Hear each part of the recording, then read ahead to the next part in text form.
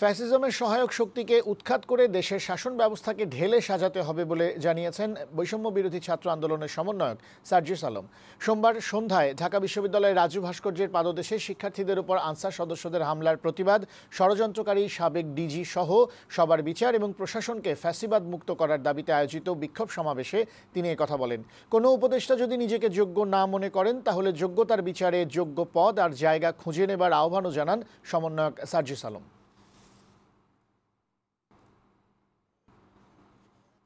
আমরা মাননীয় স্বরাষ্ট্র উপদেষ্টাকে বলতে চাই, এখনো পুলিশ কেন পুরো দমের মাঠে নেই? গতকালকে কেন ছাত্র জনতাকে যেতে হলো সচিবালয় প্রোটেকশন দেওয়ার জন্য? অন্তর্বর্তীকালীন সরকারের কোন একজন উপদেষ্টা যদি তার দায়িত্ব পালনে নিজেকে যথেষ্ট যোগ্য এবং যতটুকু শ্রম দেওয়া প্রয়োজন ততটুকুর উপযুক্ত না মনে করে, তাহলে তার নিজে থেকে এর চেয়ে ভালো একজন অপশন খুঁজে দেওয়া উচিত।